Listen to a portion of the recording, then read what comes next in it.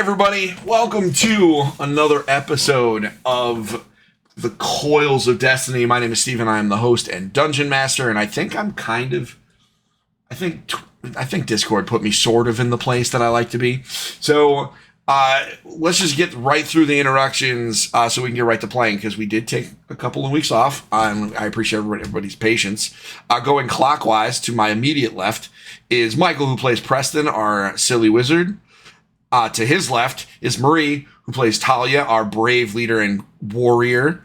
And above her is Aurora Dana, who plays Rory, our goth Disney princess. To the center square above, on the top row, is Linda. She is the executive editor of board games for EngageFamilyGaming.com, and she plays Pin, our brave and fearless leader and sneaky rogue. And above me is my very best friend in the whole wide world, Amanda Farrow, the Princess of Power, and she plays Odivira, our healer and culinary magician. When last we met, these 5 brave adventurers trick-or-treated around the town of Halden, trying to find clues to unlock this magic ward that was placed on the general store. They're not only were they able to do that, so they were able to complete the process of resupplying for their long journey to the east, or at least partially resupply, but they also reunited two people who loved each other very much, and the tavern keeper was very, very, very afraid for her. As a result, they bestowed multiple gifts upon you, and that was our cliffhanger, as it were, because I do like to leave things with a little bit of a cliffhanger. I thought I would I would go ahead and share that, but I'm going to do it a little differently. I am going to share it I'm going to share it through our Twitch chat, so everybody gets to see what is going on. So bear with me here while I do that. And I'm going to start sharing all the stuff. I'll like talk about it too. I'm not going to just be that guy. That'd be kind of weird. But I'm trying to make the... Hey guys, guess what? DMing and producing a show is really hard, so I appreciate everybody. What? I know, right? Like, it's producing a show and DMing is a challenge. Okay, so first, so we're gonna, you're standing kind of on the porch of this general store. The smell of pickles is all around you. And so pickles all around you? Is that what you do? In fact, you smell pickles all around you. All around you. And so that was a super deep cut for 4 of us. Sorry, Dana and Amanda, you don't get it, but it's okay. It's a super deep cut. That's what they're for. So don't worry, you'll get the deal. Yeah. Oh. Ba-dum-bum. Can I mute him? Not sure that's kosher. I'll just mute myself. Oh, I can mute him. There, I muted him. Okay, I'm going to stop that, actually, because I don't want to forget to unmute him. Okay, so here's what happened. So you see the 2 of them. They have like an awkwardly long hug, and then once they realize there's 5 like strangers just kind of like standing there, they're like, "Oh, hey!" And then all of a sudden she bursts into action. And so she had already put like a small pile of stuff in front of you that involved a helmet and a blue gem and, things like that. But then she gets a twinkle in her eye and she says, "Hold on. Now that I get a good look at the 5 of you, I think I have something specific for each one of you that I think would be perfect." And so she runs inside and comes back and to Pin, and she pulls out like one of those measuring tapes and puts it up to Pin. It's not very long, right? And then she, comes right back inside, comes back out with a cloak, and it is a beautiful green cloak that looks just your size, and it has a nice like kind of leaf pin to kind of hold it in together. And if you look in the chat, Linda, you'll see that it is a she explains to you that it is a cloak of elven kind. Which the rules for that are in the chat. Hey everybody, welcome. We're passing out some magic items. Next, she sees Odavira, and Odavira, she says, "Wait, I have something that I think you would really enjoy." And so she runs out and she comes back with this weird. So it's like a beaker, right? Like this like, you know, like flask, clear glass, like flask of water with like a big comically large cork in it. And it looks like there's some fluid in it. And she says, I've had this for a really long time and I didn't know like who would need it. But, this, I think that you might enjoy this. She describes it to you a little bit more, and it is a decanter of endless water. That's so exciting. Thank you. And then as she's handing you that, she turns to Talia and sees like, you know, armor and weapons and, you know, like, you know, she means business, and runs in. Oh, I have I have the perfect thing for you. She comes out with these leather gloves with red steel knuckles, and they're not your style, but she says, listen, I know these don't match, but trust me, you'll really like them. And she hands them to you. Trust me, I know you'll like them. And they are gauntlets of ogre power. And so, and then she sees Preston, and she's like, are you like a magician? Is he a magician? Yes, I am. So she runs back inside. I have just the right thing. She comes out with like a ring box, and she opens it up, and there is just a single humble pearl in it. It's a little dusty. And she hands it to you, and she whispers in your ear, look, I know it's not as cool as the gauntlets, because the gauntlets are really like kind of flashy, but this is a pearl of power. And then she looks over at... I lift my hat, which Truffles comically appears on the top of my head. I hand the pearl to Truffles, who then holds it. I then lower my hat. And then she could not smile any bigger. And then she looks at Rory, and so Rory is sitting there.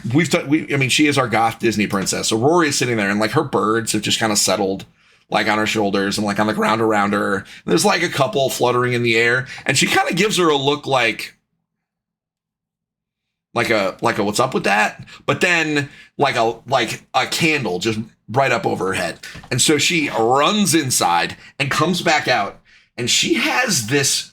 So it comes out, and it looks like this like kind of black kind of stick looking thing, but she taps it on her leg and kind of flaps it open, and it's this massive decorative fan that as it is opened, it looks like one of them diva fans. You know what I'm talking about, like this big diva fan. But when it is opened, it looks like a opened raven's wing, just out in there. And she says, look, I've had this for a long time. I don't know why I have this, but I think you need to have it, because I don't think anyone else will ever want it. If you just wave it at somebody, it'll cast the Gust of Wind spell. Oh, okay. It could come in handy, bestie. Absolutely. You have air? I have water? Hello. I didn't do that on purpose. Although now that you do that, I wish that I did. No, you did do it on purpose. You psychicked it to me. But then I could have done like wind, water, fire, and then I could have then we could have had like Preston be Hart. Just because he's the silly little guy. Anyway.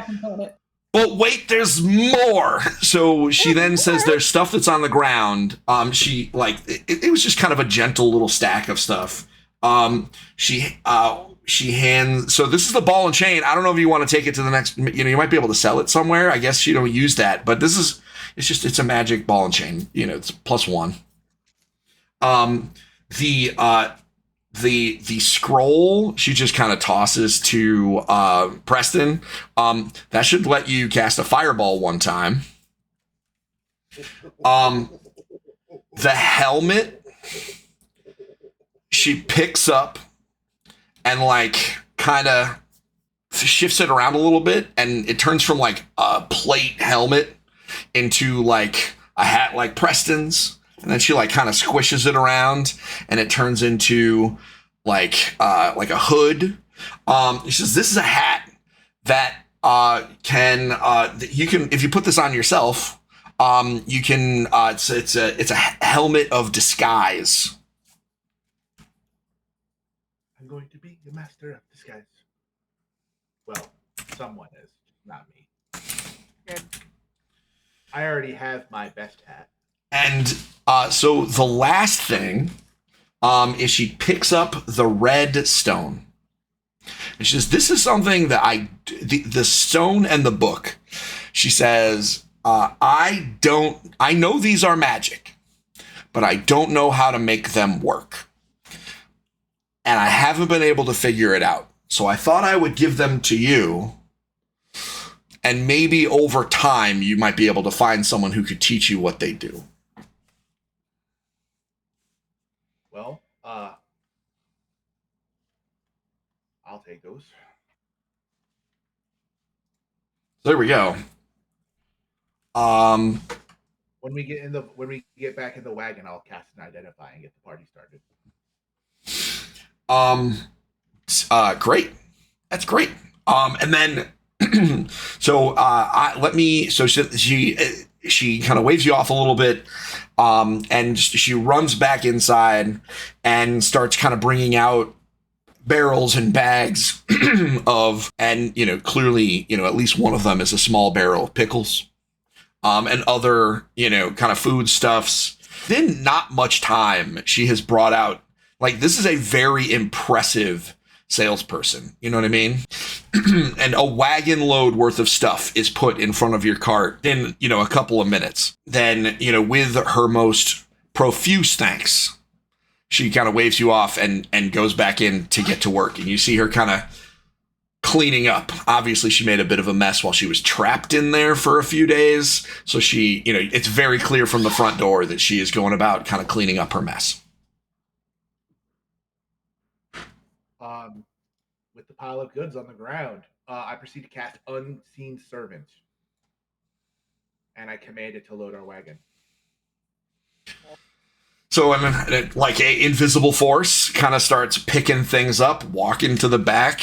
Clearly, a magical force keeps picking everything up and loading things up. After a few minutes, your Unseen Servant does exactly what it's supposed to do, gets just about everything up into the wagon. And just as the last object lands in the back, almost as it thuds in, you hear, you actually hear the mayor appear. You hear him knocking on the other side of the wagon and kind of peek around and say, "Hey, thank you very much for saving saving the owner of our general store and getting rid of that ring of fire." I lean over to thank the bear, but while we're talking, I lean to the servant and I whisper its last command: "Go sweep the porch of the general store." And I go, "Yay, glad to help." Yeah, My pleasure. Glad to be of service. And obviously, all of these supplies and the goods that she gave you are we'll reimburse her from the town larder. I'm sure, those are all gifts as well as your supplies. We couldn't have figured this out without you. And also now we have, put together some secrets about our town that we had forgotten for a long time. So we greatly appreciate it. I was wondering, though, if you might be able to help us with one more thing. What did you have in mind? We've heard rumors that that there is a spring we know the spring is there. There's a spring in the forest a little bit north of here. And normally we would go there every harvest time to gather some of the spring water for our harvest festival. That's not for a while now, but we have been hearing rumors from the folks who do go visit and tend to that spring that they have been hearing noises, and that there's a possibility that it may be haunted. And I was hoping that since you are so powerful and smart as a group, that perhaps you might be able to go and handle this task for us and figure out what is haunting our spring. Yeah. I think we can go check that out for you. How far away is it? Not very far, probably a few miles. The spring is really close to us, which is why we use it for our harvest festivals. So you might even be able to get there today if you wanted to. We're loaded in the wagon, right? I mean, you're next to the wagon. I mean, we could watch the wagon and your horses if you wanted to go there by foot. It's not that far. Oh, it's not that far? Okay, cool. I just No, need to know whether we're traveling on foot. Fantastic. I'm preparing my spells and thoughts. I'm gonna grab a pickle for the road, though. Oh, absolutely. You can absolutely have a pickle for the road. All right. Pickle for Vera. We would like two, please. And I lift my hat. Oh, absolutely. Your friend can have a pickle too. And so the mayor kind of goes in and gets it comes out with just this comically large glass jar of pickles. Like the pickle juice is just sloshing all over the place. And he brings it over and just kind of leans forward for you to kind of reach in and grab your own pickles. Truffle leaves the safety of the top of my head, scurries down my arm, grabs a comedically large for his size pickle, and then perches himself upon my shoulder, just enjoying his delicious snack. And I love it. So he kind of leans forward for everybody that wants a pickle to get a pickle.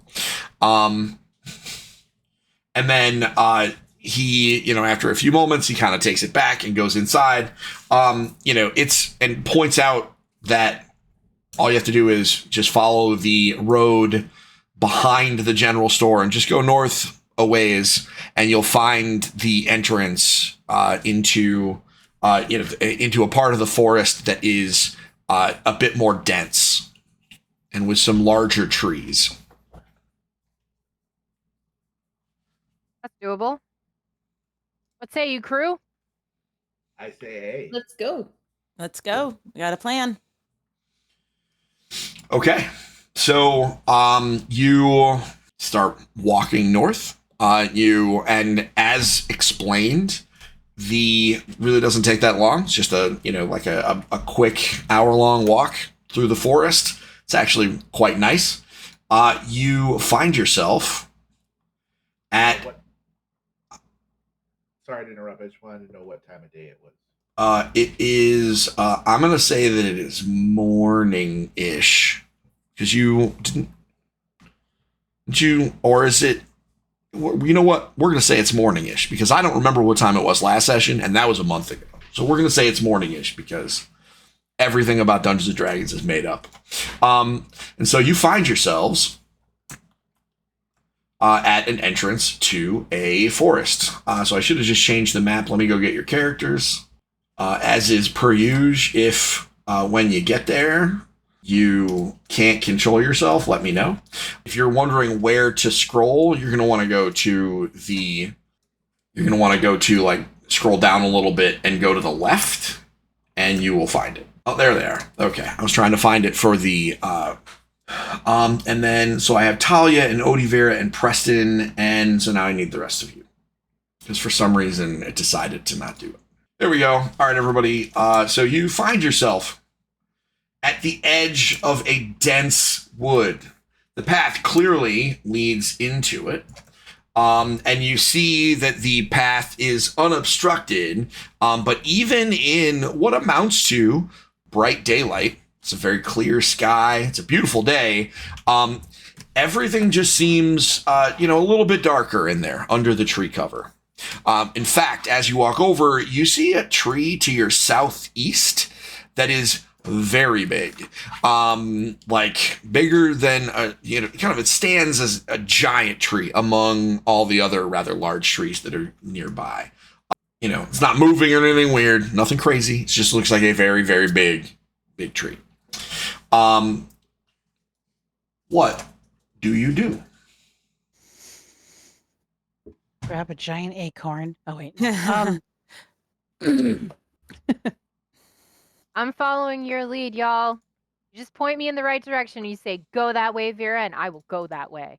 All right. So is there we don't see any sign of a spring yet, though. We're just seeing the large tree, like a grandfather tree, if it's that much bigger than everything else. Yeah, we should probably try to find a trail, something with an easier access to the woods. How much description did they give us in finding this thing? I mean, he gave you he told you to follow the path. You should be able to follow, and he said to follow the path directly into the forest, and the path does lead more or less directly to the spring. So you get a sense, like it's dark through the entrance into the forest just because of the thick leaves, and you might have to duck a little bit to get under the trees, but you do see the path does kind of just continue right from where Preston and what's his name again? Truffles. Yeah, it's been a day, everybody. Right where Preston and Truffles are standing, right into the woods. Okay. So what do we think? Follow it along? They said to follow the path, so Yeah, I would say so. Yeah, Talia, makes sense. what do you think? Yeah, let's follow Yeah. a path. All right. Ms. Penn, do you have a light spell?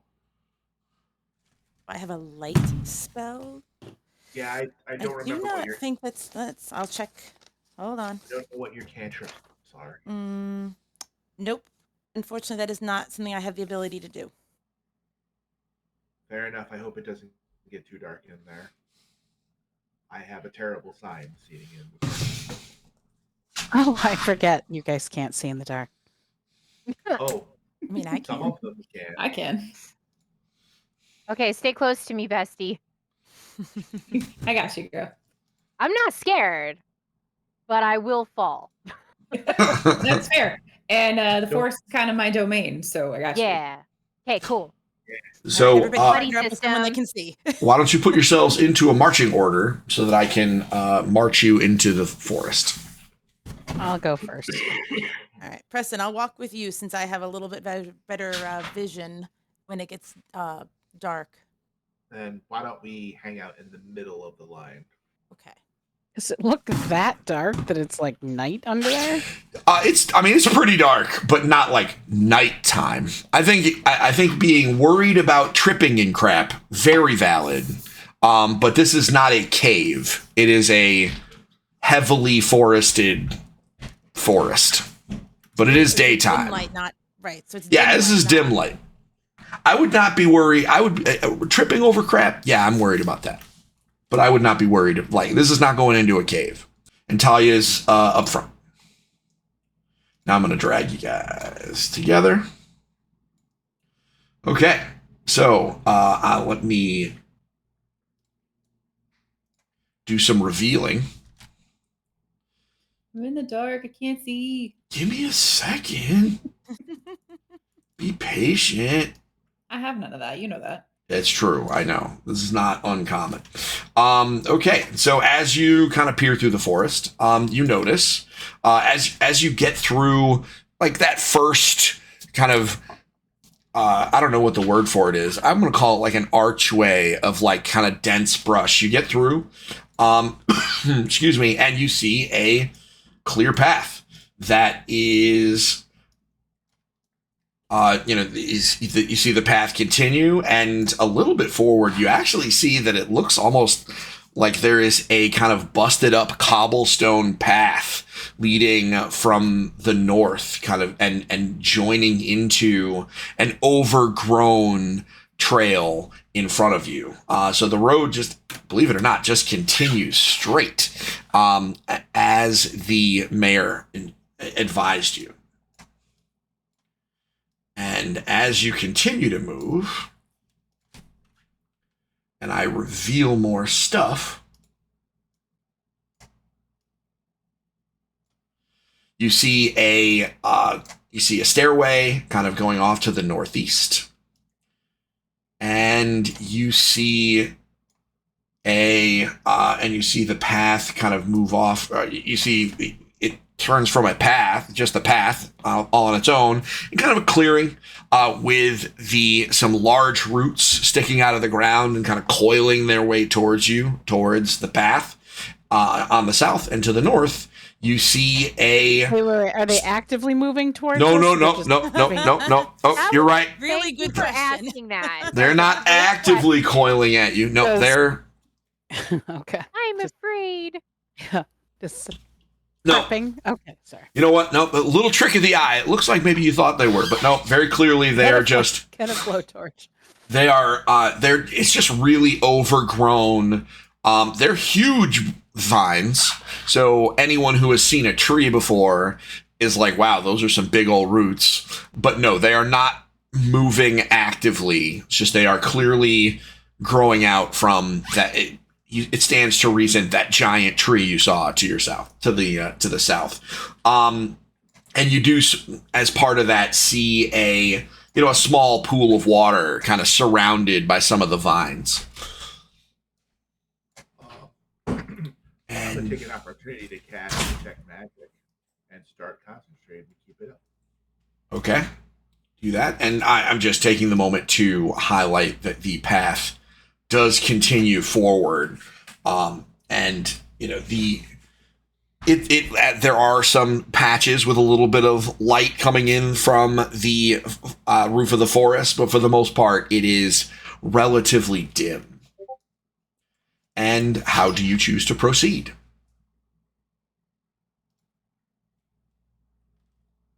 Well, the mayor did say it was the spring that seemed to be having some haunting issues going on. I wonder if this little pool is what he's talking about, if there's more if we follow the path further. I would say maybe follow the path a little bit further, and if we don't see any water, circle back. Sounds Sounds good. like a great plan. A solid. Great. So let me pick up the pieces and move them. As you continue, you do see, as you step onto this kind of broken cobblestone path, this looks like cobblestone that was laid. This feels like cobblestone that was laid a long time ago. It is, it's overgrown in places. Some of the stones that were placed down have been kind of broken and washed away by rain, etc. But it's clearly was made and maintained by people before. Can't really get a sense of how long, but clearly at some point someone made this path. What are you gonna? Are you just gonna keep going straight until you can't go straight anymore, or what do you think? I think keep going straight. He said to just follow the path. Yeah. Any other thoughts? No, I would agree. Sure. Onward. So you walk into what appears to be a very large clearing. Let me adjust my camera view for our watchers, and then I'll reveal some stuff because you walked into a very large area. The cobblestone path continues to your south, but also continues straight ahead. And you see 4 kind of decrepit stone pillars, overgrown with moss. One of them genuinely looks like, if you were to kind of give it like a little shoulder nudge, that it would just be gone. This looks old, unused, and ready to be reclaimed by nature at any time. And as you can see on the map, you also see that the vines from the tree to the south have extended kind of around this place. They are not moving. To make that clear. Does it feel like, as I have detect magic up and counter, if there's any supernatural or magical? Nothing is triggering. Nothing is coming up as magical as of right now, Michael. I would like to emphasize, as of right now. I will maintain concentration as we move. Off to the north, you see a dirt path clear almost from directly where you're staying, kind of wind off to the north, and you see what looks like a kind of clearing. And you can actually see a significant amount of sunlight kind of pouring down onto the to where that path leads. It looks appealing to go up where it's very sunny, but that doesn't seem haunted. Doesn't seem haunted, yeah. No, don't think that would be haunted. And there's path is Don't still worry, I'm not afraid. Going straight? No, go ahead, Steve. I was gonna say, you going that way or you going that way, or south. You got lots of choices. I mean, they said straight. Yeah. Straight ahead. All right. So as you take a few more steps, clearing through, another kind of layer of branches that were obscuring your vision just enough to be annoying that you couldn't see on the other side of it, but not that bad. And then as you clear through it, you see a spring that is a pool of crystal clear water surrounded by kind of natural stonework, beautiful flowers, vines that you do not recognize from anywhere on any of these trees. But also you see 2 bodies on the ground. Oh dear. Like dead bodies or like sleeping bodies? I mean, bodies. that sounds like a run up and check them question. Can you guys see on the battle map? Yes. Yeah. Okay. They are, for our purposes, we don't know yet. They are prone though. They are laying down. Yeah, they are prone. I tried to represent that with them like being at like a weird angle. It didn't really help. But yes, they are bodies that are prone and lying on the ground.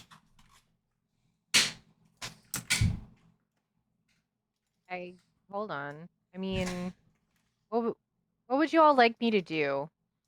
I can try to heal them or something, but I'm a little, we know afraid. Are they sleeping? Are they? Are there any stones or anything around? Oh yeah, tons. Pebbles.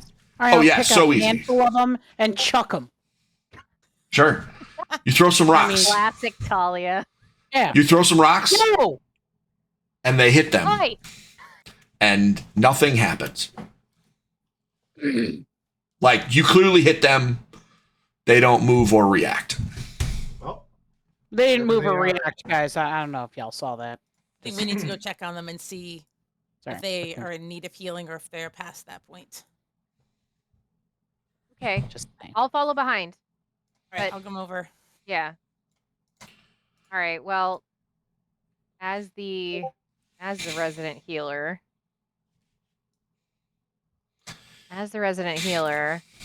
I'm gonna scope him out, see what's going on. As you approach, you see two muscled, stone-covered bodies that you recognize. As you see the prone forms of the Axe Bros lying in ankle-tall grass. It's Dax and Dro. How did they get here, though? Stop. What happened? Well, one of them died, but they were fate touched. Is this a place touched by? Yeah, but we sent them in the opposite direction. We sent Dro in the opposite direction from where we were going to here. I mean, that doesn't mean he can get turned that. around and circle back or something. That's true, but still. Can I use a thing that I have not used yet before? I would like to cast Primeval Awareness on this little grove. Okay. Please tell me what that does, because I don't know what it does. So answers to everything always. Well, and if that's the case, I win the game. That's how this is. Whoa! Great job, Whoa. Bessie. Do it now. It says for 1 minute per level, and I only have level 1 spell slots. So for a minute, I can sense whether there are aberrations, celestials, dragons, elementals, fae, fiends, or undead within 6 miles of where we are, because this is my favorite terrain. Oh, yeah. 100%. Definitely some undead near you. Awesome. 100%. Okay, got it. You're like, so you can't, here's what happens, everybody. So you see, I'm gonna retcon exactly how it happens. So she casts this spell, right? And so immediately, her birds have just been kind of like hanging out in the trees above you, right? And when she casts this spell, she gets just stands bolt upright, very rigid, not the way she normally stands. She's normally way more relaxed. And her eyes get this crazy green glow. And her birds freak out. Okay. And so the birds normally, they tell you what's going on. Just you're used to their language, right? They're kind of moving around. You see them tornado around the spring. Something, they're trying to tell you that something is in, on, or around that spring, because there are just 3 or 4 dozen ravens just whirlwinding around there. If they were more powerful, they could be making a tornado and making the water move. It's pretty impressive, actually. And so Rory, after a few seconds of casting that, you just get super exhausted by the amount of energy that you just kind of became aware of. I know that's not what the spell says, but I'm going to do it anyway. You get a sense that not only are you aware, but that it's right there in that pool. Okay. I open my cape. Is that the tweet? My hat. Yes, that is. It's the caw, actually. Go ahead. I lift my cape and open my hat, and Truffles scurries down off of my shoulder and disappears into my cloak as it enters the pocket dimension that familiars can occupy as an action. So now Truffles is off the field and is safe. Yep. Okay, that's fair. I'll just move Truffles for you. Anybody else doing anything? So the birds are still whirling around the spring. And you still have the Axe Bros kind of chilling is not the right word, but I'm going to say they're chilling. And the undead sense came from the spring, not correct. From them. The spring, not them. Okay. Not a single bird went even near those guys. Okay, just making sure. But they're definitely not living? So what? Can I try some medicine here? Yes. I was wondering when you would. Yes. Roll some dice, bestie. Tell me, can you identify are these corpses or not corpses? I rolled a 17. They are so describe what you are doing for me. Are you looking at them? Are you investigating them? I'm examining them. Okay, they are as a cleric would, not just sitting around and casting some spells like I tend to do, but actually going in and taking a look to see what has ailed them. You get a sense that they are in fact dead. Bummer, super bummer. gonna bring this back to the crew. Let them know. Y'all, I took a look. It's not good. I think our bros are dead. As you say that, their body, you see, all 5 of you see a familiar sight at this point as their bodies begin to dissipate into kind of a mist that kind of flutters off into the air, and their bodies disappear. They became force ghosts? That's very confusing. They were fate touched. And I was going to say, is it the same way that Dax's body did previously? Yes. Okay. So we know what this is. Okay. Well, we know what their bodies are doing. Yeah. Well, yes. You've seen the thing. And within a few, it doesn't take long, but within a handful of seconds, their bodies have just kind of fully dissipated into energy and floated off into the distance. Not in anywhere in particular, just kind of almost exactly like that. Just, hands and stuff, Okay. I just switched the camera, so it looks like this. Exactly like that. Okay. We'll make a GIF out of that. Okay, so. Fair enough. Step 1. Oh, no, okay. No, step 1 is very different. Step 1 is very different. That's an outside reference. That's a reference. Okay, so they have dissipated. What do you do? Well, we know stuff is going to be coming out of that pond, spring. The birds are telling us that this is not good. I think we need to prepare ourselves. I think that's the source of the problem. I think that's yes, agreed. Well, I think it's a problem. I think we're jumping to conclusions to call it the source. Fair enough. But I think that's the place to start. Since the birds were so vigorously we all saw it. I reach into my hat to grab the pearl, and I subtly whisper something underneath my breath and restore a first level spell slot that I use from casting Detect Magic.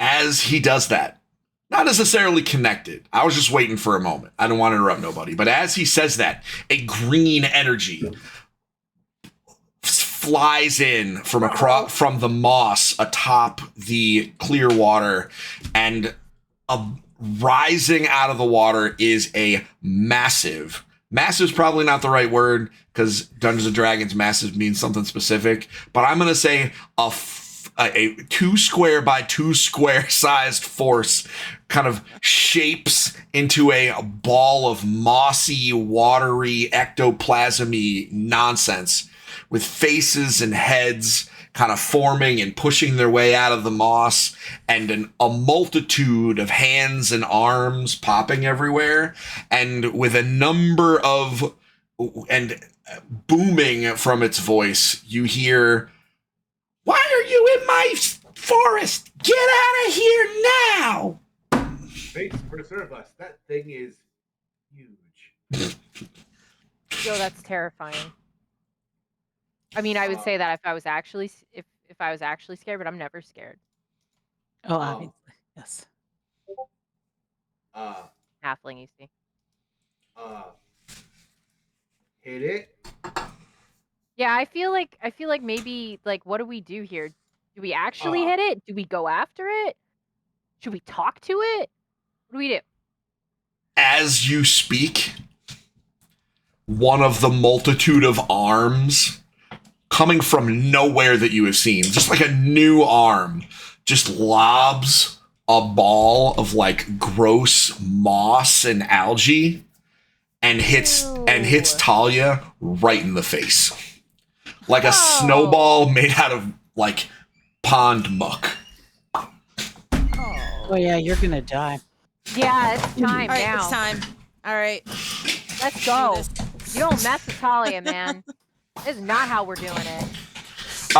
So guess what that means, everybody? Coming at me in the dark. Is it time? It's time to roll initiative, everybody. We haven't done let's go. we haven't done combat in more than a month. Let's do it, everybody. I hope everybody's remembered how to play Dungeons and Dragons.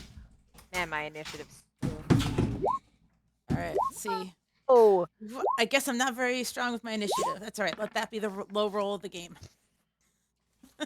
whoa! That never happens to me ever. I never get to do that. Okay, who won? Nat 20. Whoa! What's up? All right, who's next? I think it's Thalia. Talia, yep. Okay. Well, wait, hold on. Oh. Uh-oh. And then Rory. Yeah. And then me. What? And then Kate. Oh. Yeah. I'm at the bottom of the order, for sure. I'm a dungeon master, I'm a podcast host, and I'm a pharmacy, everybody.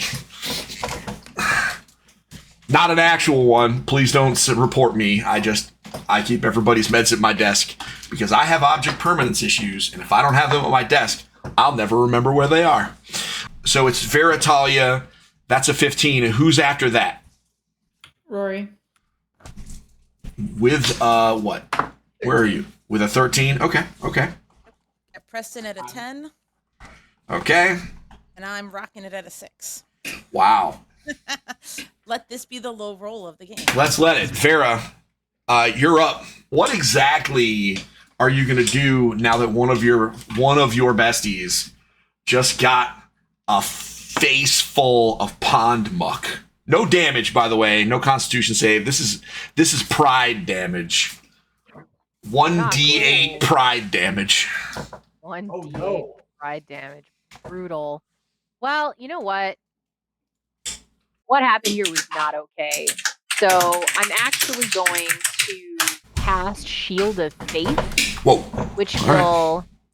Yeah, so I'm going to cast Shield of Faith on Talia because she's out front. So it's going to be a shimmering field that appears and surrounds you, granting you a +2 bonus to your AC. You. I got you. That's gonna be a lot. It's like divine sprinkles. Okay. Divine Basically, sprinkles. Divine Sprinkles. That's fine. Divine sprinkles. Look, I'm trying to just reskin everything with the culinary. It's all culinary magic. It's great. That's cool. I'm totally fine with that. Okay, so that is what Manda did. Are you gonna move, Manda? I actually think I'm pretty okay where I am because I'm close enough to like make sure I can heal my people. So yeah, divine. Like I was just gotta get that shield up, shield of faith. The next time, the hammers come out, spiritual hammers. Okay, spiritual hammer time. Spiritual hammer time. Spiritual hammer time. Understanding where I was going with this. Talia, This is why we're friends. Talia, you took 1d8 pride damage on your last as the start of this combat. What are you gonna do? That is a slime, so well, I don't know about Hi, Cat. Lord Percival has arrived to instruct us in the ways of being annoying. I'm gonna. I don't need instructions on that. Thank you, Sir Parzival. Well, I've had years of training on how to be annoying. Just ask my brother. We are not wireless in this house. All right. I'm gonna roll to hit. Where are you gonna go? Are you gonna jump up on the rocks, or because you cannot hit it from where you are? Can I not? No. Oh, all right. Then I'll go on the rocks.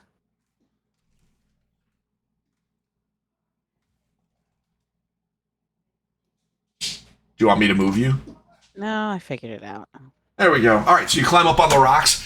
It is worth mentioning they are as you get up there, your feet slip a little bit as these are slightly, mossy, wet rocks, but not like danger of falling in right now.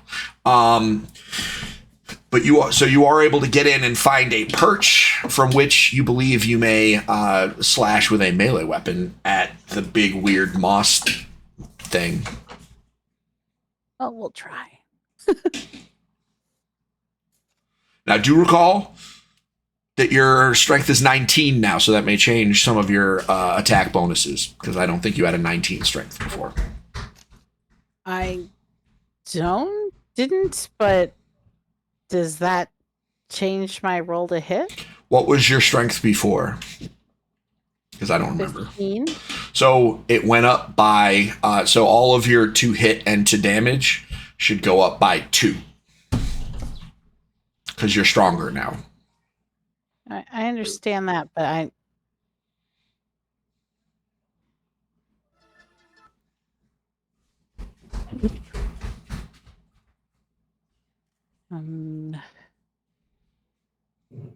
I can't find where my stuff is to hit anymore. That's fun.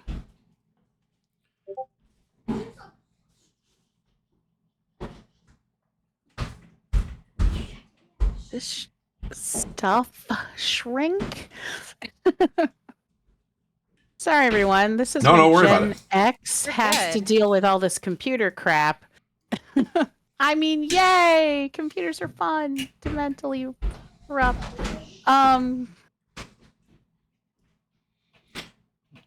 Yep. No, I completely lost where I know where all my damage stuff is, but to hit, I've completely lost it. Okay. So you are a level 4 fighter. I mean, we can figure it out right now without a problem. Let me go in. +2. Strength of 19 is +4. So yeah, so it's 6. So when you roll to hit, you roll +6. Yeah, but where would that normally be on this really lovely digital thing? Let me look.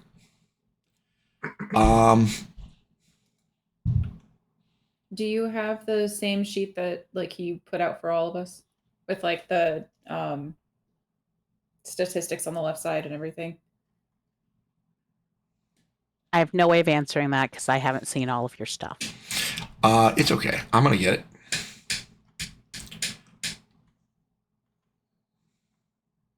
All right, whatever. I'm just gonna roll. Yep, I'll add it for you.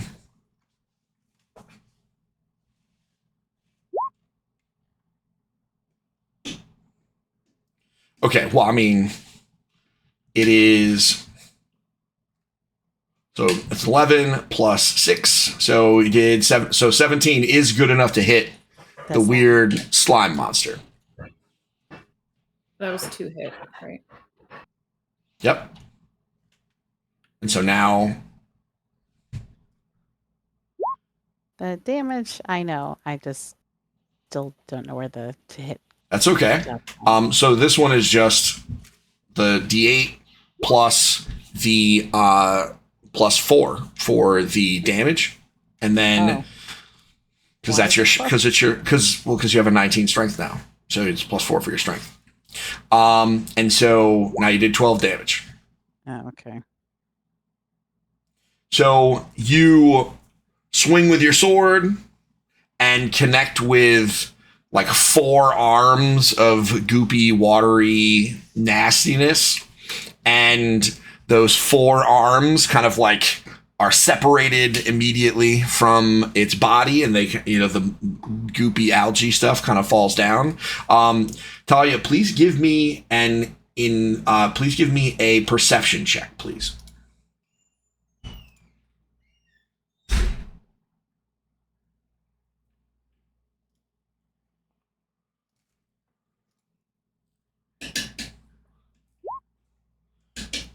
Pretty good perception check. So as you cut into it,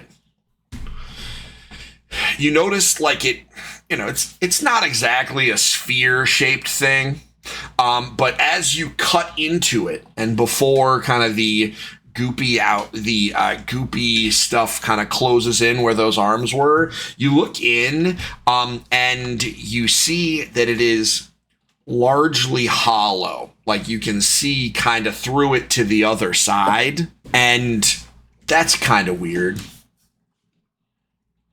That's it. Next up is Rory. All right. I would like to make a perception check to see if this thing is made up of the same as like all the weird vines that we had never seen before? Sure. That were all around that you had mentioned?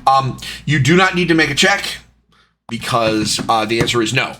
Because it looks like it's made of like pond scum and like, you know, like the stuff that would cling to stones, whereas these vines are clearly like stuff that kind of grows over the surface and has like structure to it, whereas it just looks like it is covered and or made of goo.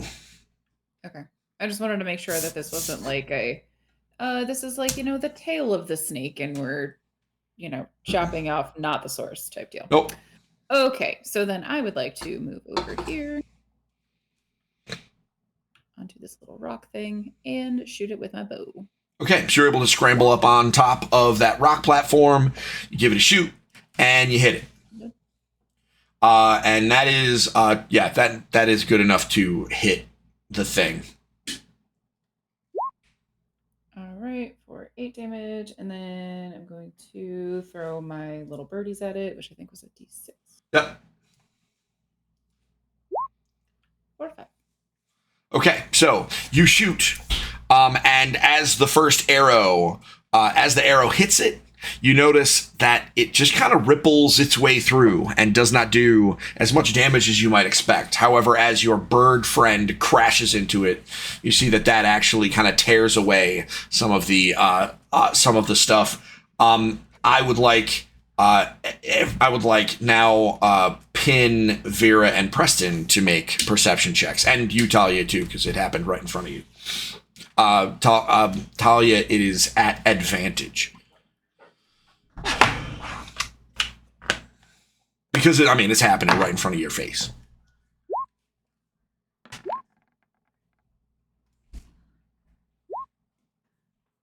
That was not how I meant to do that. Hang on.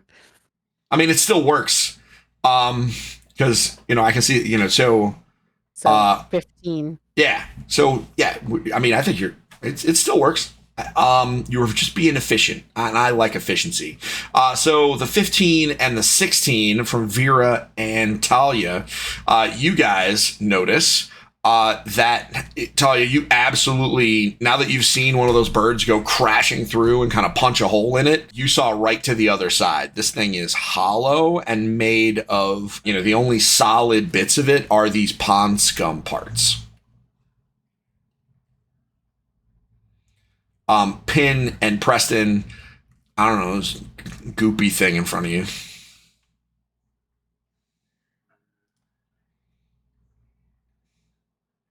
And I saw your chat, Neff. No, it is not looking for magic damage because you actually have a magic bow.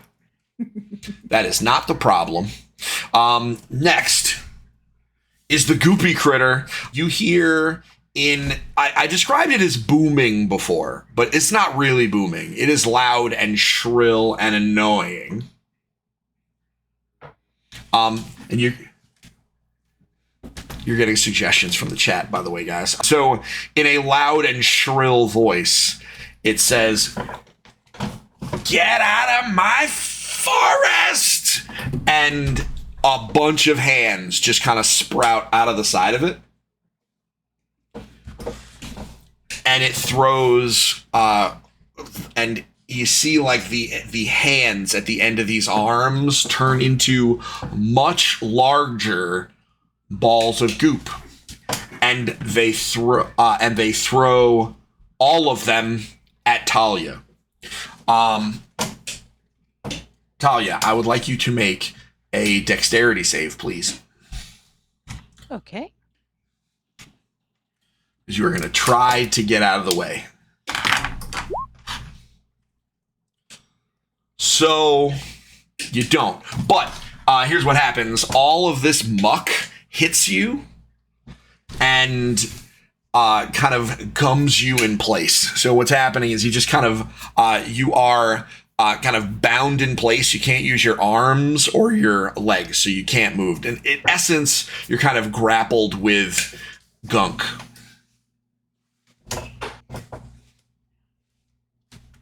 But you take no damage. You're just stuck. Next is Preston, followed by Pin, and then we go to the top of the order. right, fantastic. I am going to stay. I am going to take my move, and I'm going to take a sidestep to get a clearer line to the spooky. For my bonus action, I'm going to cast a hex on it with my Fey Touch nature. My hair goes stark white as I throw out a hand as many gloved hands rush at it. It automatically works. I'm going to choose that for as long as I can maintain it, it gets disadvantage on dexterity saves. Okay. 1d6 necrotic whenever I hit it with something. Okay. And then for my action, because I can only cast a cantrip, I'll cast one of my newer cantrips. Create bonfire. Okay. I'm going to target a 5-foot cube of that pond scum and fill it with flame. Like of its body? Yeah, I'm targeting the pond scum. Okay. It must take a dexterity saving throw. If it fails, it takes 8 points of damage. Okay. Disadvantage. That's true. Okay. So it does not succeed. And so then it takes 1d8 points of fire damage. It's going to take 1d8 points of fire damage, and I know it's on... So it takes 8 points of fire damage, and just to cover my bases, it takes 4 points of necrotic damage. Although it is a spooky, so it probably isn't going to get hurt much. Yeah. So as predicted, so the d8 fire damage, that 8 fire damage hits the surface of hits the surface of the creature and puts a huge hole right in the front of it, burns off a bunch of the sludge, kind of hardens some of it, and it kind of falls off. You can all now clearly see a hollow interior. You can kind of see all the way to the back, including a hole that Rory punched through it with an arrow before. The necrotic damage does nothing that you can see, Preston. And with that said, this creature is now bloodied. It looks like it's spookied. It is now holding itself together because of the amount of damage that you guys have done. Next is Pin, followed by Vera and Talia.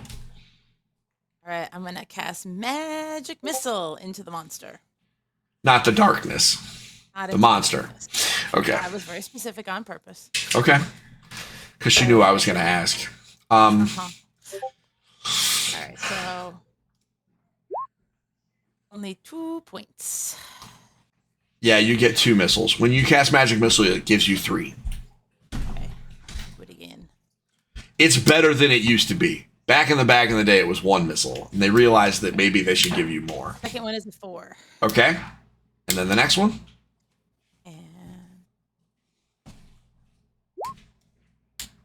And then 3. 3.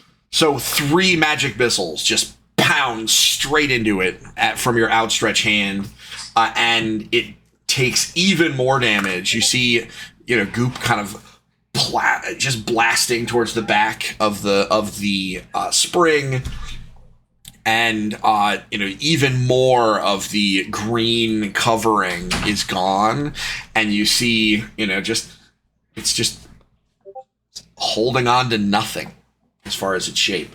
Talia, you're up. So you are your options. You could choose to do nothing, or you could attempt to kind of power your way out of the goop, which would be just a strength check, or you could try to kind of like wiggle your way out, which would be like a dexterity check. Well, I'll try the strength check, given that it's +4 right now. I just wanted to give you all your options. You never know. And seeing as digital dice hate me. Yeah. Okay, well, so here's what happens. So you stretch out, and you are actually able to kind of shake almost all of it off. You're able to get it off of your arms, but your legs are still stuck. So you suspect next turn you'll be able to attack, but this turn you were not able to get your legs free. Next is Pin, Followed by, or no, not Pin. Next is Rory. Sorry. I have a question. Yep. Is she close enough to headbutt it? Oh, she could do all sorts of stuff. Yeah, she is in melee range, so she could do all sorts of stuff. She could slap it. Bite it. I mean, maybe bite it. I don't know that I would. I'm not an attorney, but I would recommend against biting it. All right, it's my turn. Let's see. I guess I will just shoot it again. Oh, nope, that's the wrong thing. Sorry. No, that's right. 14 hit. It does hit, yes. Okay. Oh, sorry. They shuffle orders on the last 10 rolls when you do them. Okay, so you hit it. And as predicted, the arrow just kind of shoots right through, but then the bird crashes into it and does some more damage. And it is now, it really looks like there's like a couple of arms and like one face on the top that is covered with the ooze. This thing is, there's not much left to it. Next is the critter. And it is going to take a step forward. As it takes a step forward, Talia, you feel a icy chill go over your body. I would like you to please make a Constitution save.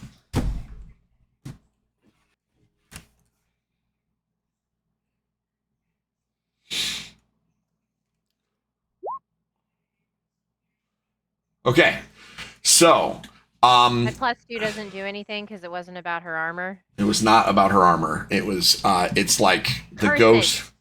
Talia can feel it. The ghostly presence moves into you and chills you to the bone. I would like you to please take you take 1 cold damage. 1 mighty cold damage. The digital dice hate me too. What you feel is this icy chill, but you are also frightened. And we'll talk about what that means momentarily. Next is Preston. Because it may not matter.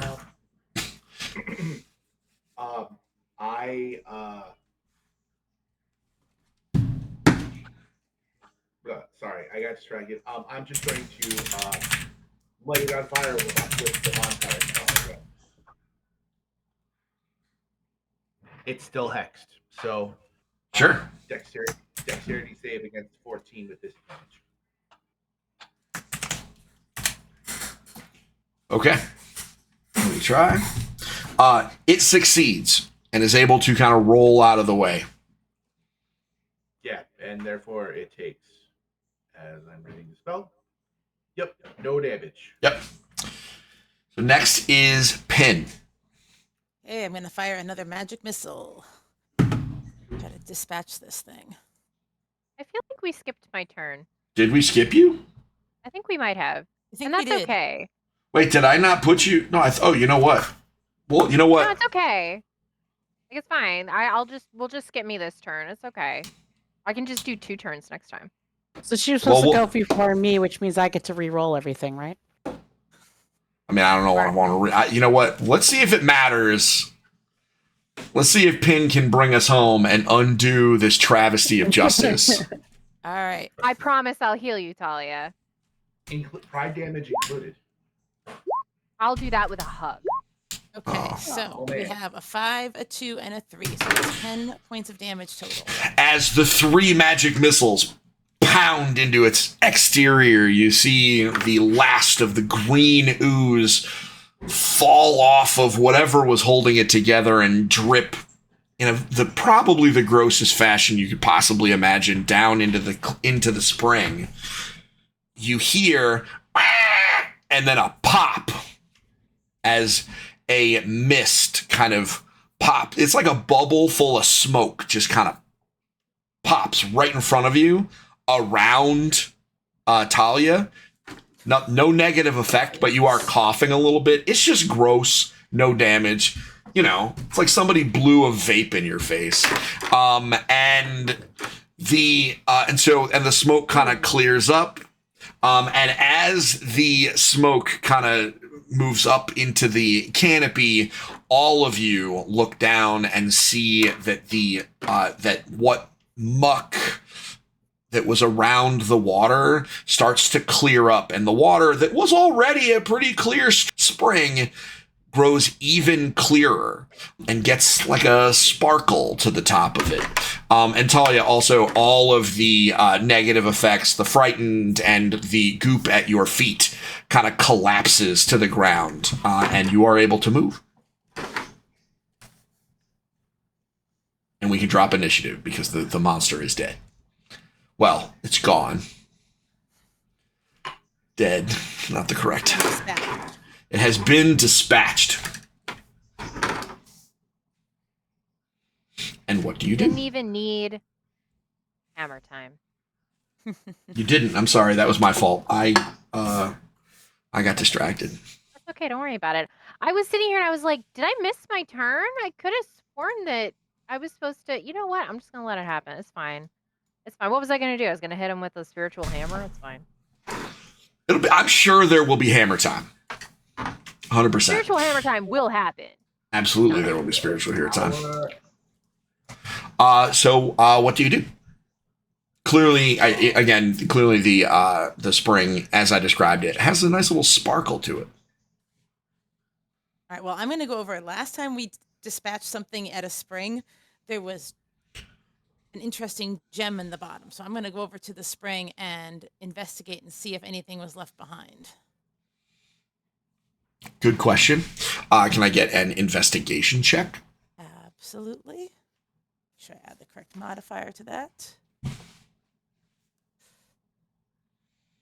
Pew, pew, pew, pew, pew. With the magic missiles today, I was not expecting the magic missiles to go crazy. Listen, I'm no fool. If I don't see the arrows doing the expected damage, go to option B.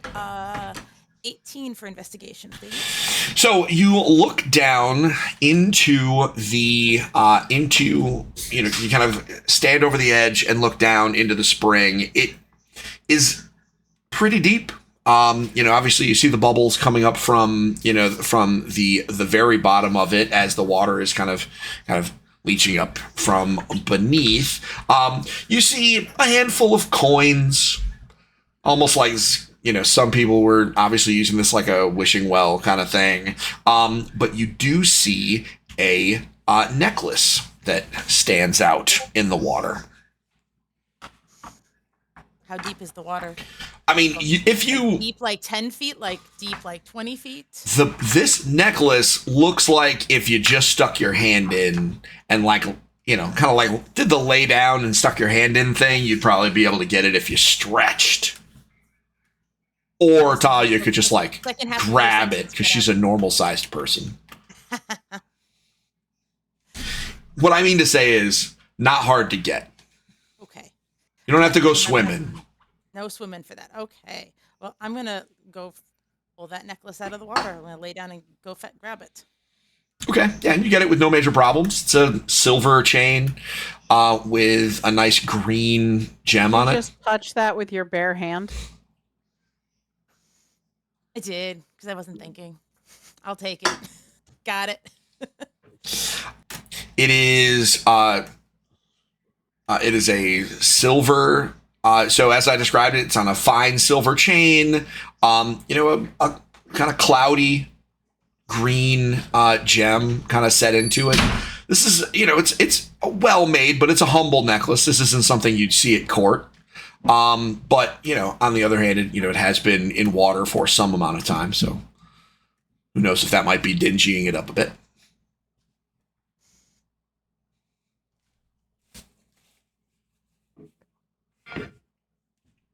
Well, all right.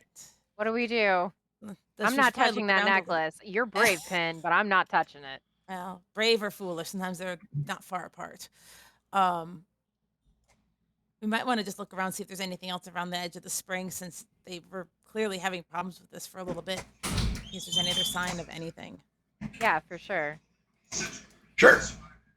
So, as you look around, I guess I'll reveal the back end of the spring for sake of clarity. It was a nice circular pool. As you walk around it, you notice that it is a complete circle of stones. This circle of stones does not look man-made, which is interesting. There's a naturally forming circle of neatly placed rocks. That might be a little weird, but it doesn't look like it's man-made. The water, as you go around it, there is no change in the pattern. It is very clear.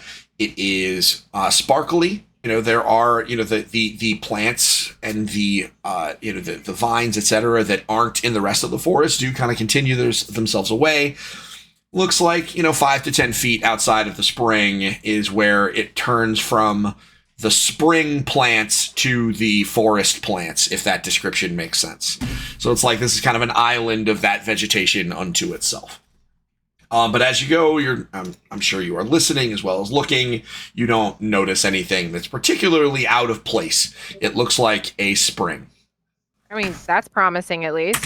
Yeah, I think we might. Is there anything else we can sense about it? By looking at it, no. I don't know if there's anything that I can. Not really my thing. Yeah, no, I don't have any cantrips that can help us here, folks. So, I got nothing. You know what? If someone needs to be stupid and or brave, I have just the candidate. I think someone has deserved a long overdue bath, and I pull my cape out. And Preston, you really shouldn't refer to yourself like that. And as I'm halfway opening my cape, as the pride damage hits me with a crit, and I barely contain myself as I complete the cape all the way. And it's only a D8. No, that was more pride damage. I know. I already took some pride damage today. It's a D8. Pins put downs are needling. And so I open my cloak, and Truffles does a cannonball out of my cloak into the spring. A magical woodland creature cannonballs out of his cloak right into the clear spring. The splash is just what you would expect. The ripples move out from the splash point out to the edge and back. Because of the kind of sparkly sheen to the top of the water, it does look really cool. But other than the fact that it looks really cool to see that water ripple, it's a possum in a spring. And that is 100% going to be the name of this week's episode. It's just a possum in a spring.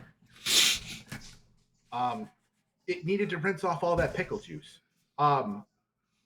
So I briefly channel my senses through the possum and enjoy the vicarious sense of a nice, refreshing swim through its spring. And then I command Truffles to get out and return and scurry back. Okay. And he does. No ill effects. As you channel your senses through your familiar, you feel water. Cold, refreshing water, but water nonetheless. Who's a good magical creature? Good job.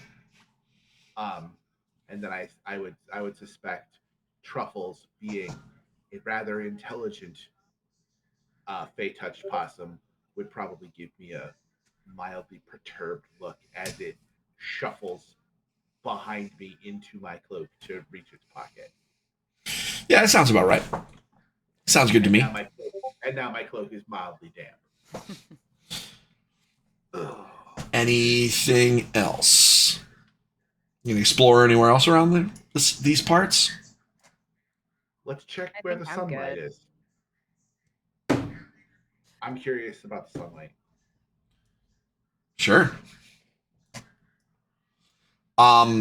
If you walk in that direction, as you look past there, all you have to do is go around the corner, and you can see through that opening. You see the sunlight, kind of, and I'll reveal it because I can do that.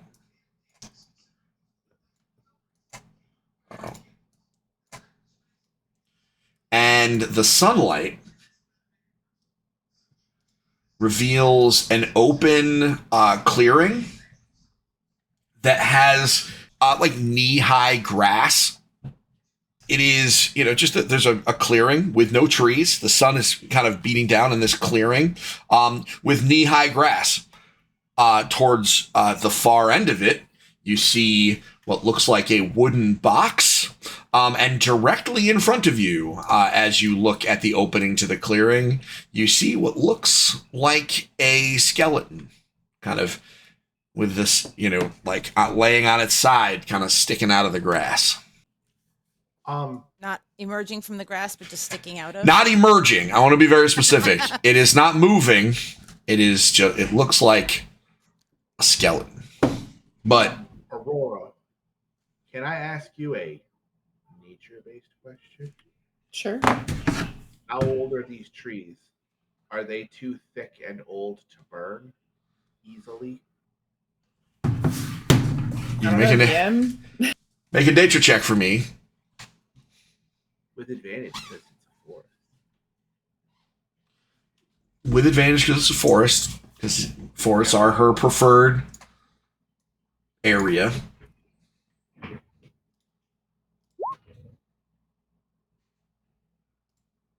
I don't know. I've never really looked to burn any trees, so I really wouldn't know at what age that. I have a thought on that. What? I said I have a thought on that. I'm happy to have. I'm happy to hear additional thoughts. Nature is one of my skills. Sweet. And I just rolled a nat 20. Yep. You the forest looks old, so it doesn't look like the trees would just burst into flames. No. However, only you can prevent forest fires. I mean, all wood will eventually burn because it's wood. But it doesn't look like this place would catch easily. Might take a pretty substantial bolt of fire. Just saying, if one were magically inclined. Who's like that around here? I kind of take out my wand and kind of twirl it in my fingers. I would, with all this knee-high grass around, I'm worried about something being hidden. I figured the quickest way to solve that problem would be to clear the brush and then put it out and then ask Olivia very politely to do some firefighting afterwards. I do have water. Set an ancient forest on fire? No, I was going to burn some knee-high tall grass. Hey, Steve, I have a prestidigitation question. Yep. Can I mow the lawn with prestidigitation? Matter of fact, you can. Yes, you can. Oh my God. Wait. That's honestly beautiful. I can mow the lawn? Can I mow the lawn? Yes, the two of you can absolutely. So absolutely. Set it like the usual, 2 inches, like the normal mowing. Oh, absolutely. Yeah. I mean, you could even, if you guys did it right, you could even put a little pattern into the lawn. Absolutely. You can do fans, welcome to D&D Gardener Edition. D&D Gardener Edition. Excuse me. Things you never thought you'd hear. This is actually lawn mowing simulator. Lawn mowing simulator. Okay, so if now you we can't name it that. Man, you know what? Technically, I can do whatever I want because lawnmower simulator. Oh my god. Anyway, all right. So are you guys gonna do that? I just if you're gonna do that, we can go to it.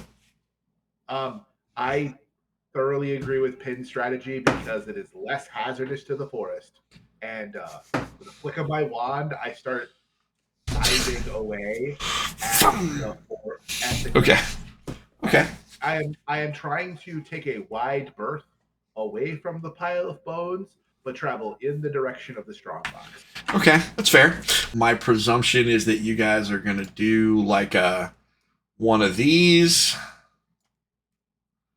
Right? Can you guys see that what I just drew? Yeah. Mm-hmm. I see your line.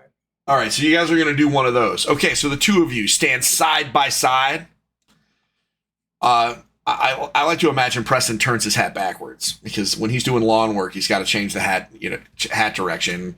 And but it's a top hat. It looks the same but I still do it anyway. But he does it anyway because it's Preston. And so you both whatever your weed whacker prestidigitation is, you get it going. And the two of you just kind of slowly work your way through the grass. It is not as loud as it would be if this was a excuse me, it is not as loud as it could have been. But you cut your way through, and as you do, you see, kind of bugs kind of like bouncing away, and, grasshoppers and butterflies just kind of flying away as you're cutting your way through it. No snakes in the grass? No, not that you can see. This looks like I'm not saying this looks like a lawn, but as you are clearing, you do notice a small leather pouch. In the grass? Well, it's not in the grass anymore. You cut the grass. Now you find a small leather patch on the ground. Since I already have gloved hands, I'm just going to reach down and pick it up. Sure, you pick it up, and it makes a noise like there's a bunch of coins in it. Daintily look inside. There are some gold coins inside. All right, you kind of cut off, but I'll just pull the drawstring first or whatever closed. There are gold coins in it. Yeah, all right, cool. I seal the pouch shut, and I hand the pouch to Pin, and I go, "This is for you for such a wonderful idea, and let's continue our way to the strongbox." Okay. Benefit all of us. After a brief amount of time, you're able to make your way through. One of our listeners was suggesting a Pokemon encounter. I'm not going to do that because we don't need to be attacked by a Butterfree right now. Although I wish I had thought of that ahead of time, I would have had a sleepy butterfly attack you. So as you move through the grass, you find yourselves having mowed the lawn all the way to a kind of dingy wooden box with steel hinges and like a steel lining, and it's just kind of sitting there on the edge of the field. Milady, I do believe heavily secured chests are more your business. I may have something in my pouch to open it up if it doesn't open up right away. So I'm going to put on my gloves. I didn't have them on, and try to just see if the chest will open, which I presume it will not. Okay. As you attempt to open it, as you suspected, it is locked. Okay, so I'm going to pull out my tools so that I can work on picking the lock. And I am going to keep a lookout in the field. Okay, do I need to roll anything for picking the lock? Yes, it would be a yeah, we don't want to be mean to the locks. Got to be. I figured I'd have to roll a thing. No, yeah, you're gonna roll a dexterity check. It would be so here's how it works. If you have proficiency with thieves' tools, you should use that. If you do not, and it would be listed under your expertise as you are roguey. If you do not, then it would just be a dexterity check. The specialties, it would be the thieves' tools would be a specialty listed? Yes. Okay. I've got it just in my list of I have thieves' tools, so it just looks like it's just dexterity. Okay, so +3. Oh no. So as you you take your thieves' tools and try to open the lock, and your thieves' tools get stuck in the lock. Rude.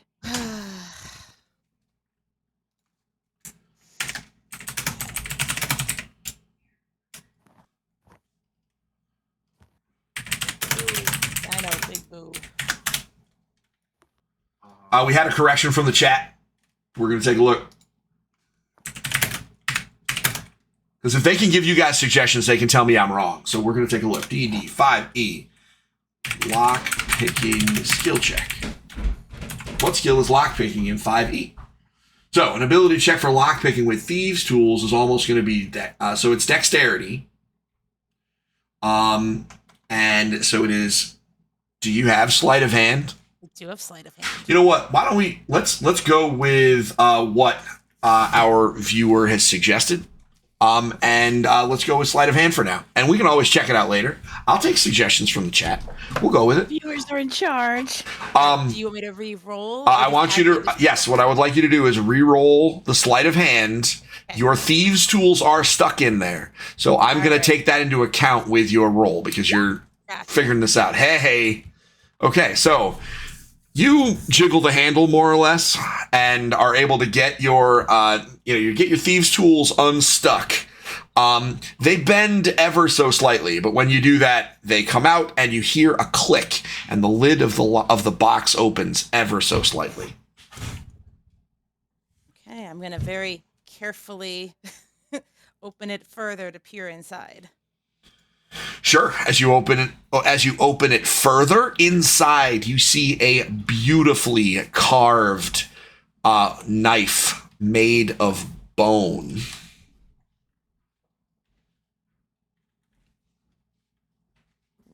Guess I have Worth another thing. it. Mm-hmm.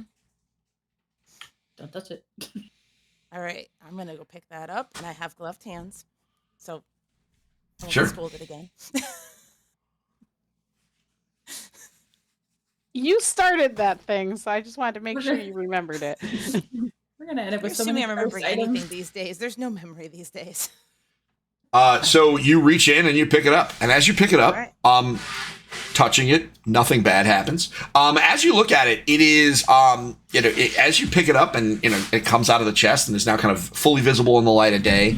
It is clearly made from it is clearly made of bone, and the handle is wrapped in a kind of a leather that was dyed green, and there are carvings across. It's a wide bladed dagger, and there are carvings of flowers into it. It's kind of macabre because it's made out of bone, but it's very pretty. Like the blade is the whole thing is made Like out Aurora? of Yes, it's kind of macabre, but also very pretty. Yes, exactly. Yes, the entire thing looks like it was carved out of bone. That must be a mighty big bone too. I missed all of that. Did anyone else hear him? Can you hear me? Am I?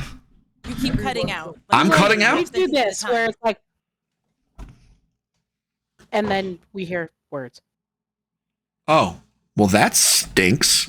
So we'll do this. We'll slow jam the news on this. So it is a wide-bladed dagger made entirely of bone. The handle is wrapped in a beautifully dyed green leather, and across the wide blade are carved flowers. It is macabre, but very pretty. Like me. Like Rory. Rory, maybe you should carry this. Hold on. Let's make sure that it's not gonna kill me or have me kill you. First. Yeah. Preston, you need to do the thing first, but maybe not right this moment. Yeah, I'm actually gonna wait until we get to the wagon while we're in motion, and kind of make a circle in the wagon, and then identify everything we need to identify while we're in motion, and away from danger. Okay. Somebody wrap it in some kind of cloth or something so nobody's really touching it. Stick it somewhere and we can I identify actually it. do a magic trick where I pull a handkerchief out of my glove and just hand it to her. There you go. That'll work. So my next question is, are you... I can't repeat what's in the chat, but it's really good. So my question is for everybody. My question for our two yard work technicians: are you going to go back from whence you came, or are you going to investigate the skeleton? So there is a hair of a possibility that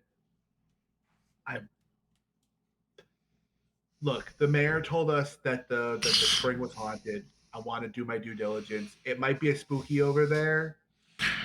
I don't want the people to get in trouble if they come back and we left them something. So, all right. So let's weed whack over to the skeleton. What we left them was wrapped in a special. So all right, so you weed whack over. At this point, now you guys have now after you've done this, like the two of you have kind of gotten really in sync with this weed whacking thing. So you're kind of grooving along. You can do this as a business. I mean, we're thinking, Mark, like by the time you get to the skeleton, the two of you already have like a jingle and have an idea who you want to hire for your social media manager. By the time you go, like you're ready to go for some landscaping. You get there, it's a skeleton in the dirt. I would like the two of you to make an investigation check. Or a perception check first. Thank you. Perception first. How about Pin makes the investigation check and then I help. I'll help. So Sure. That sounds great. So am I investigating? You're investigating with advantage because you get help. I'm going to let him succeed on his help roll. Okay, so 22 with the investigate. Sure. You get in there and you see, and what it looks like is it's a humanoid skeleton. Looks like it would have been an adult human that is kind of partially buried in the ground. It does not appear to be moving or animated, and so it is, all you see on it as you get closer, from, at least, as you are kind of moving it around, you see like clothes that have deteriorated along with the body, and it's just kind of tattered, a few tattered rags that are kind of barely hanging on, and it is, I would say, a third of the way buried underground, like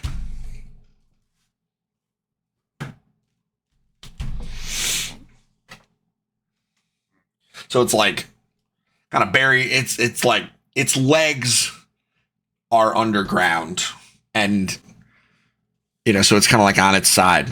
If you zoom in, you get a pretty good idea of what it is, because it's I think this is a rather disrespectful, or at least impolite way for a body to lay and rest. I think we should at least cover it up out of respect. Would you I don't agree disagree. Yeah. Okay. I mean, just leaving the skeletal bones in the clearing doesn't seem like the right thing to do for the mayor. Yeah. So I think I'm in spite of the fact that we're really good at whacking some weeds, I tend to be terrible at this, but I have just the friend for it. So I'm just gonna summon Murray again. I snap my fingers and cast Unseen Servant. Yep. And issue the command,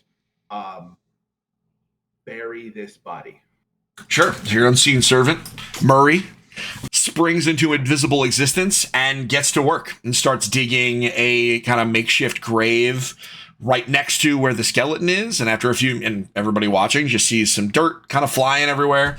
Murray is a good digger, but not a neat one. So it's just dirt's just flying everywhere. And then the body is just kind of moved in. And then you start to see some dirt pile over it. And then you hear the unseen servant go pop, pop, pop, pop, pop, pop, pop, pop, as it pats the dirt down on top of it. And then and then kind of moves over and stands at attention next to you, Preston, as the grave has been completed. Certainly. I'm really glad when Murray does good work. Good work. I'm glad the master gave me the inclination of that spell. As he completes the task and settles next to you, what'd you say? Nothing. Oh, as you do that, you hear all five of you hear the faintest of whispers. Thank you. And and where the skeleton was, you see a golden ring where the skeleton was. This seems curious, and I just reach down to pick it up. And I just present it towards him. I didn't see this when it was buried before. And did you hear that? I did. My inclination to give a respectful burial paid off. Thank you in advance. And I take the ring and I buck it. Okay. At this point, I mean, are you guys going to weed whack the whole clearing, or are you guys good? No, but Murray's going to weed whack for us to get us back. Okay. So Murray proceeds to just. So you tell Murray to weed whack. Murray does not have a prestidigitation weed whacker, so you just see so you see like an invisible dude. He's just a silly little guy. Just you see like handfuls of grass just getting ripped up off the ground and just kind of like thrown off to the side. It works. It's just very different than like the two of you guys very neatly in sync, just kind of weaving through the grass, and then just like an animal, just ripping things out silently. And then when we get to back to the edge of the clearing on the floor's path, I will dismiss Murray. Okay, sure. What do you do next? Should we head back? Well, here's a question with logistics. Are we to go where we need to continue our journey on to Blackwater? Do we need to backtrack? Yeah, because your wagon's in town. What we did and get our stuff. Oh, great. We left our wagon in town. So we got to go back to town and let them know what we found. Okay. So I think we start heading back to town. Backtrack. I think there's one place we should still check out, though, because I thought that when we entered the clearing, we would see a path that would loop to those steps that we saw right in the beginning. So the steps right at the beginning that they had left. And, sure. I really want to make sure we do a good job with this mayor. After all, he did give us an entire wagon full of provisions. Sure. So you follow absolutely. So you follow the path backwards, right? And you know, I'm speeding this up for our viewers. There are stairs that lead up to a landing that is empty. Looks like there may have been, it looks like this may have been a place for like people to sit, but there's nothing there right now. It's like a small 10 by 10 landing. The only thing that is interesting is it looks like this is carved out of stone, but there is nothing there. With that in mind, everywhere where the path has taken us has led to, we've exhausted all of our options for exploration. So let's just head back. I just wanted to satisfy my curiosity. Thank you all. Okay. Sure. So everybody leaves the forest? Yep. We're going to head back. Okay. So you head on back. When you arrive, the mayor is waiting, tending to, he's actually got some of the locals that you have seen before, helping take care of your horses and, making sure that the wagon is maintained, basically. I mean, I don't know how you tune up a wagon because I've never tuned up a wagon, but you guys see that he is clearly making sure your wagon is in good shape, and feeding the horses. They got feed bags on and all that stuff. And he sees you coming from around the corner and rushes over with a warm greeting, saying, "How did it go?" Well, we seem to have found the potential source of the spookiness that was happening by the pond, by the spring. You found the source? We found two different things exploring that area. Oh, okay. What did you find? There was some kind of a monster that was actually landscaping. Well, the landscaping, but at the spring itself, there was this very odd creature that seemed to be made of the scum off of a pond that we were able to dispatch. And it was yelling at us before we dispatched it to leave his forest. And then after we dispatched with that creature, we explored some more. We found a skeleton, and we gave it a proper burial. Just was. Well, thank you. I mean, we send folks there every harvest time to gather some of the water, but and generally speaking, we do not wander about. We go follow the path, get the water, and come back. But there have been folks over the years that have gone missing. It's possible that may have been one of our townsfolk. One of your Hopefully they're townsfolk rest pond now. scum? I would like to think that one of our townsfolk was not the pond scum. I think, didn't she say there was a skeleton that was given a proper resting place? Or was it the pond scum that you gave a proper resting place to? No, it was the skeleton. Oh, okay. Well, then it is possible that was one of our townsfolk, as it is so close to our town. It just may have been someone a long time ago, because in recent memory, people have heard of hauntings, but no one has been harmed, thankfully. But now it sounds like that won't happen moving forward. And did you find anything for your troubles while you were along the way? We certainly did. Good. Did you need help identifying them?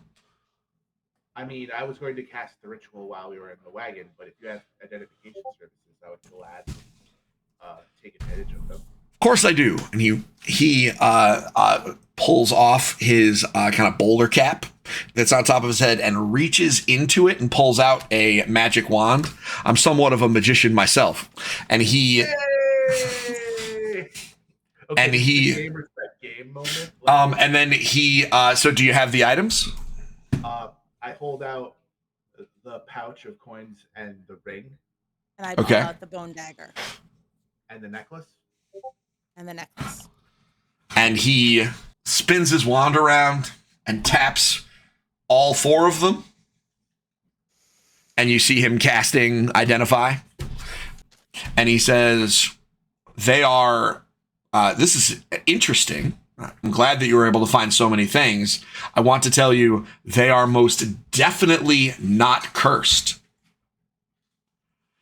And what they... Well, that's a relief. That's good. I was definitely under the impression at least one of us was getting cursed tonight. Yeah, for sure.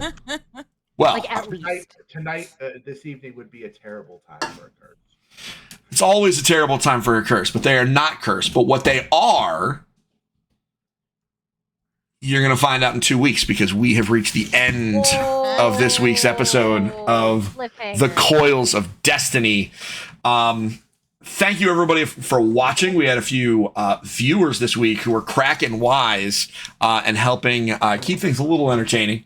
And I certainly, and even offering a little bit of help coming from the crowd with the run-in to help Pin get that box opened, which I'm always a fan of. So thank you for that. And so everyone who is watching, thank you very much. I am super appreciative of everybody watching. I hope you enjoyed watching and listening as much as we enjoyed recording, which, by the way, that sets a high bar. We really like this game, and we aren't going to stop. So next week, we will be back on Tuesday for another episode of the Engaged Family Gaming Podcast, where we are going to have all sorts of cool stuff to talk about as we get ever closer to the release of... Actually, Starfield will be out by then, so maybe we'll even talk about it. Until next time, everybody, enjoy your Dungeons & Dragons games, because we certainly are. And don't forget to get your family game on. We'll see y'all soon. Bye now. Bye.